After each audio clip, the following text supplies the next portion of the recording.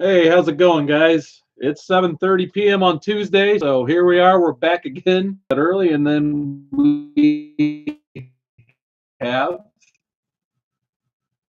connection stable. There we go. All right. Jeez, fingers crossed. It's not a good way to start. All right. So anyway, I'm just gonna ignore that and go back to the plug since everybody left. I got my 200 subscriber contest going. So once again, I have 16 entries. So really big thanks for all the subscribers lately. I think I'm up to 257. So that means I've got to add a new prize. So big thanks for all the extra subscribers this last week. And I know that top 50 video I put out, gosh, it's probably been over a week and a half now, but it has really because it's on one of Doom's up. But so far, and I know this probably doesn't sound like a lot to some, but I have 162 views on my top 50 list and almost 30 likes. So that's really good for my channel, guys. So thanks so much for that. Like I said, it seems to gain me some subs. So hopefully, we'll have some new people joining us here. That's always great. So I just wanted to thank you guys for all the added support the last couple weeks. It's meant a lot. So without further ado, I'll get into a couple pickups here. Usually I start off with the local pickups from all the shop. So I went last Wednesday.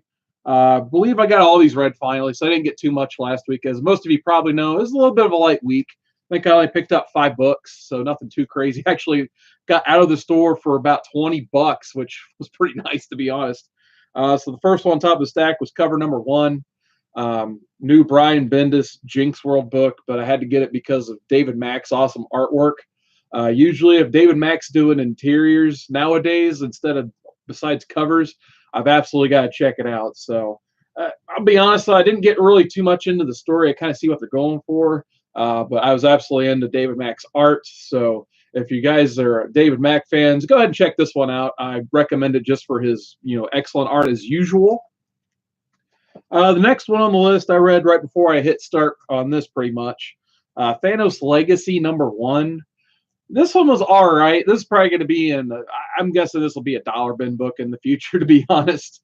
Unfortunately, it has the dreaded now $5 price tag about every Marvel #1 has to have for some reason.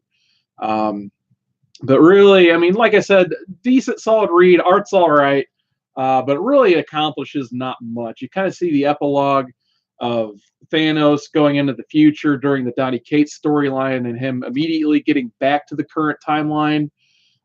So that's kind of interesting. But like I said, there's one really funny part, including Cosmic Ghost Rider, which is probably the best part in the whole book.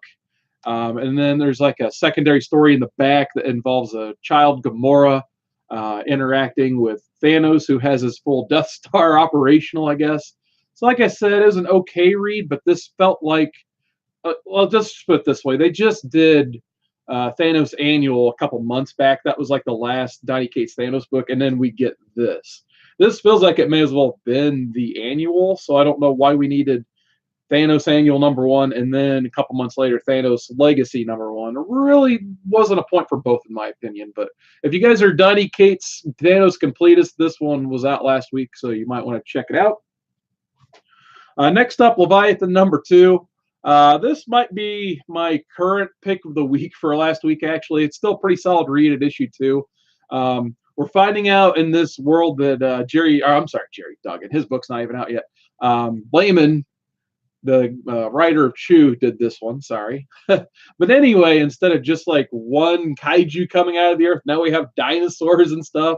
And we have dinosaurs attacking New York and people and dinosaurs getting cut in half vertically.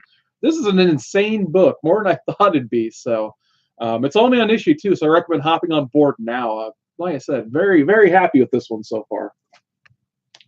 Next up, DC Vertigo is back finally. So we get Border Town #1. So I had to check this one out just because Vertigo's kind of making its comeback. We all know how good Vertigo was in the past, titles like Sandman, Why the Last Man, and awesome stuff like that. So I had to pick up, Border Town's one of the first books that are coming back. It was actually a pretty solid read. I don't know if I'm going to hop on, putting on my pull list or anything like that. I might see what other people think later down the line, get like the first trade or something like that. But but nonetheless, solid read. If you like the whole Mexican chupacabra type, but combined with some weird characters, this book might be for you. So if you guys see this, don't sleep on it. You might check it out. If you just want something a little bit different than obviously normal superhero books.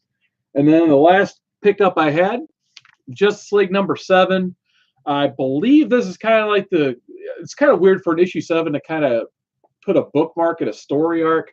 But this is kind of the end of the first Scott Snyder story arc in Justice League. So I was a little surprised they did that at issue 7. So I'm not sure how that's going to work in the trades and stuff. I think DC anymore does like 10 issues trades instead of 4 or 5. But nonetheless, a solid conclusion of the storyline.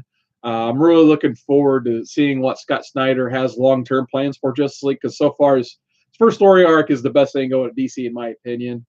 And luckily, we've got Jim Chung back on this issue. Thank goodness. I mean, no offense to Jorge Jimenez. He's all right, but, man, I just prefer Jim Chung's pencils big time, which he started the arc, but now he's finally back on issue 7. So solid read, pretty good overall. And I guess technically this is a pickup for the week. Probably this has been my biggest time-consuming thing this week. And I actually reversed the label. It's Spider-Man for PlayStation 4. So if you guys have a PlayStation 4, and I'm guessing if you're watching this channel, you probably like comic books. So if you guys have a PlayStation 4, get this title. This is going to be probably the game of the year for me. Absolutely phenomenal game. I don't even know if I've scratched the surface on the storyline yet, and I've already played like 10 plus hours at least. But if you guys like Spider-Man, own a PS4, just go get this right now. It's a really good game. People will be talking about this game for the rest of the year. It's like Grand Theft Auto combined with superheroes, and it's really good. I mean, I know we had like Saints Row 4 in the past, which I kind of called Grand Theft Auto type with superheroes, but so far, like, New York is in this game. Like, it's basically a character. And I haven't found that border yet. Not that I've wanted to look for it, but I haven't found that border yet where it cuts you off from being able to go forward or backwards. So this game is extremely good. I'll be probably playing this for the rest of the night, actually, after the stream. All right, so I keep seeing the chat blow up, so I got to scroll up here and see what you guys are saying. So once again, we already got 13 people in, so thank you guys for that. This is an awesome turnout, so I really appreciate it. So we got Comic Spectre checking in. How's it going, man? Silver Age Dave, what's going on? Glad you can make it. Pope Cerberus the First says he's asking Tacoma how Rose City was, which if you guys haven't checked out Tacoma Comics channel, he did a pretty awesome review on Rose City Comic Con. He got a heck of a haul. If I was him, I would call that definitely a successful con. So thumbs up to Tacoma Comics for that. Jeffrey Comic Con Hinson, I was watching his channel right before I hit live when I was reading my Thanos comic. He said Thanos Legacy is not what he was expecting. So it looks like we got Simon Comics in the house once again. So thanks for joining us, Simon Comics. Greatly appreciate that. Bad Dad 320 says, hi, kids. Happy Tuesday. Once again, check out Bad Dad's channel. This guy has like one of the best collections I've seen in all the community. He's just, oh my goodness. Like, hey, my words can't do it justice. Just go to his channel when you guys get a chance and check out this guy's collection. He's been like unearthing out of his storage and putting on a spinner rack and stuff. It's just phenomenal stuff he's got going on over there. Let's see. Looks like we had, I think I saw Stay Puff 1983. What's going on? Mr. Instagram himself. He's got one of the best Instagrams around. If you guys want to check out Stay Puff's Instagram. But by the way, while we're talking about the old IG, if you will, I've surpassed 100 plus followers at this point somehow, and I posted maybe 9 pictures. So big thanks, guys, for that.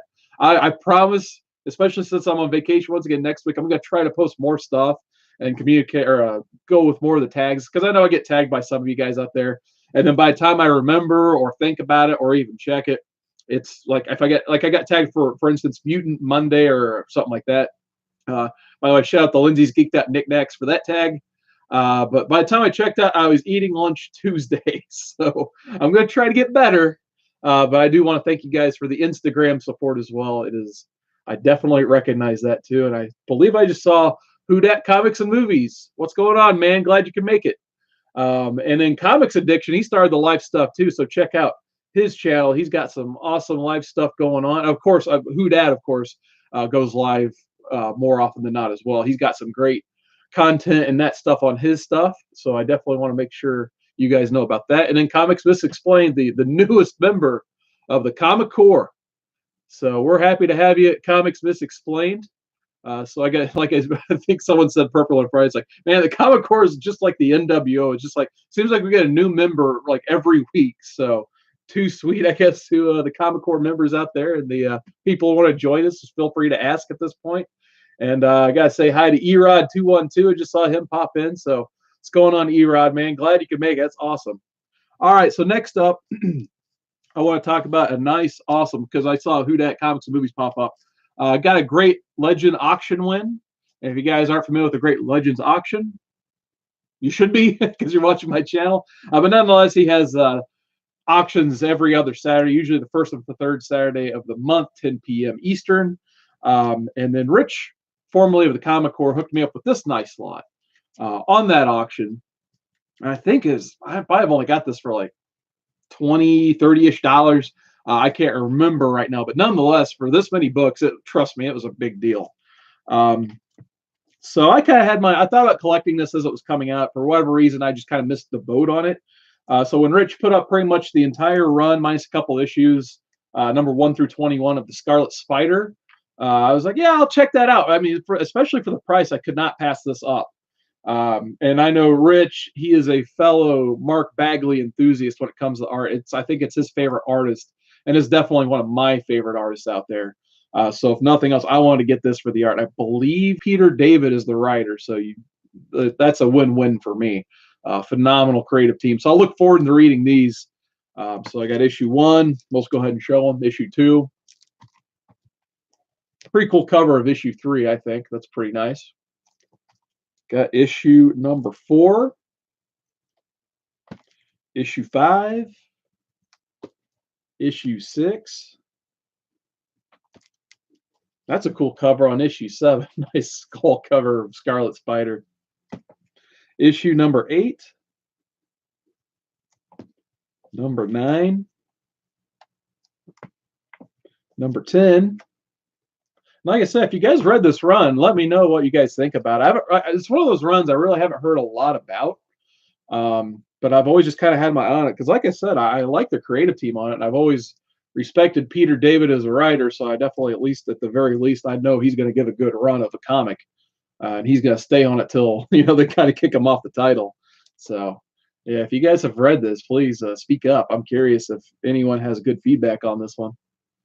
So, no, out there, we all love our Spider-Man, obviously. So, and then we got 20 and 21. And then Rich also threw in, because this is kind of what, I guess raised my eyebrow to the slot. If you really threw in the first clone appearance at Amazing Spider-Man. So, he threw in a nice, clean copy of issue 149. So, as you guys know, these older Amazing Spider-Mans, they're just going to keep going up at this point. Like, probably like the first, 350-ish for 361 issues, we could say. I guess technically 365 because of first Spider-Man 2099. But when you get these cheap and in good condition, you grab them up. That's as easy as that. That's just logic and common sense, in my opinion. So definitely had to check that stuff out. So big thanks to Rich. I guess he's Rich the Third is his handle on YouTube now. If you guys want to find him and sub him up, like I said, big props to Rich. We miss you on the Comic Corps, man. If you ever watch this, we're ready to have you back anytime. He's back Friday, and we're extremely happy to have him. But let's get back to the chat because we had a couple more people come in and say hi. So we had Joker M21. How's it going, man? Glad you could make it. Then everyone's just saying hi. We got the New York Warriors in the house, Erod says. So always great to have you guys. Like I said, I love your guys' live stream. Love the New York Warriors auctions and everything you guys put out. And Eddie the comic guy, there he is. So next up, I left the next link in the description below. I won the Boy Who Had 7 Talks Comic Books contest. Once again, another great channel worth checking out. He's got some awesome positivity going on his channel. He's always got great books to talk about. I know he loves him some Superman and stuff like that. But man, this was an extremely generous prize for a contest. I was blown away getting this book. I thought I was going to get like a couple books because I'll be honest. So sometimes like when I do the contest videos, you guys probably see my community support on my channel from time to time. I just want to get the word out that the contests are going on, and maybe these I get a bonus or two. You never know. Who doesn't love comic books? We all do, I think, obviously. But I got this package, and I'm like, man, I wasn't expecting all this. And as you guys probably know, I think I mentioned on my previous live stream, when the DC streaming service launches, and if it's on there and able, which I would think it should be, and as a Marv Wolfman, George Perez, New Teen Titans run. That is one thing I just, for some reason, comics have eluded me for that run, so I just have never had a chance to sit down and read them all in sequential order. But that is definitely on my bucket list to make sure I read the entire thing. That being said, the prize winnings were New Teen Titans, so I definitely cannot complain about. So once the boy who had 7, please sub him up. He threw in New Teen Titans 41, the entire Judas contract. So New Teen Titans number 42, number 43. I think you guys know where I'm going with this one. Number 44, which, yeah, obviously this is one book that I've been coveting and wanting for an extremely long time, because Nightwing was one of my boys growing up too. So to have his first appearance, and then just a very important Teen Titans storyline. Thank you, big time thanks to the boy who had 7. This is awesome, man. This is one of the books I've been looking for a very long time. Yeah, Erod put it perfectly. It's a money book. I can't believe someone would give this away in a contest. So like I said, sub this guy up. He is awesome. So got that. And then, like I said, he threw them all in. So there's the annual part of the part 4 of the finale. So I will definitely be reading these up. That's for sure. If not on digitally, I'll be reading these copies. And then he just threw in more Teen Titans because he had a run going. So 45, 46, 47.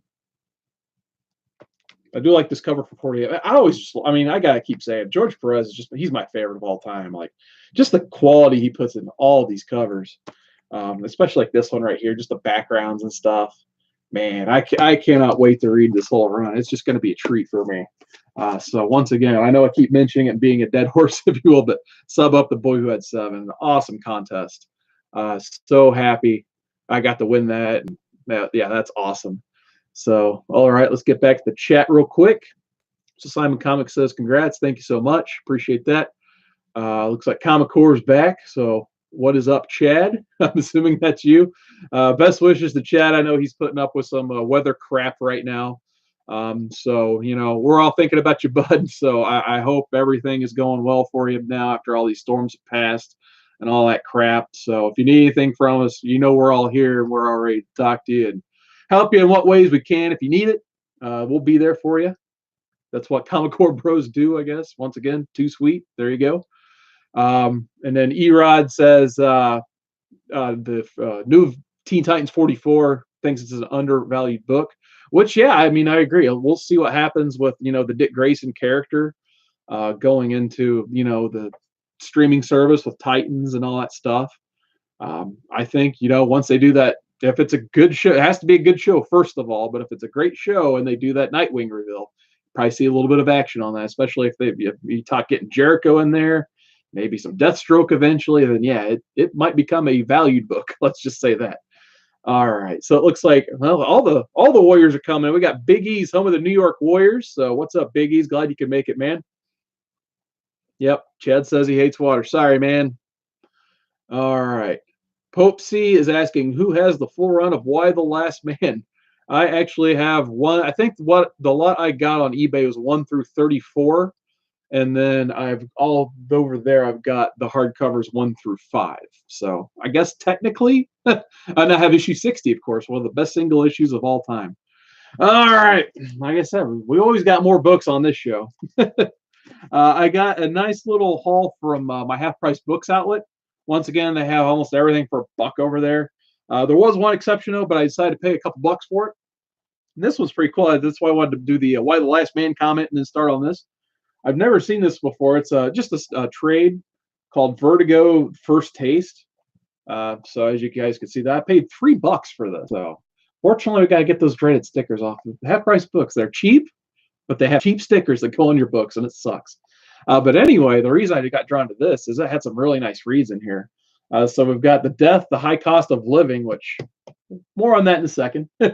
The first Alan Moore Swamp Thing is in here. Why the Last Man #1 is in here. Transmetropolitan #1 is in here. 100 Books of Magic Wartime, which that's about the only book I have not read, I think, initially, is in there too. Actually, I'm sorry, I need to read that Swamp Thing. I really do. But I figured, like, this is a really cool read, so I'll probably flip through this. And then since I now have to do another part of my giveaway and make a new prize, this is probably going to be one of the put in the prize pool, just because I like to throw good reads in there. So this will probably, I'm going to read this first. I'll be honest. I'll at least try to get this ugly, awful sticker off. But yeah, this is something I want to give away and give to another reader, because this is a book. These are the types of books that deserve to be traded, because there's a lot of cool reads in here. Like I said, Death High Cost of Living. Coincidentally, I found a copy of it for $1. So can't beat, Gaiman storytelling for $1. Time I see Neil Gaiman stuff from the 90s for $1, I get it. So there's that. I think this is just the Endless Gallery. It's like a little Sandman gallery book. So I keep coming across these gallery books too. So these are always fun to flip through, because they have the Dave McKean art in it, and he has phenomenal covers on the actual Sandman stuff. So there's that. They had 2 individual issues of Sandman as well, so I got an issue 52.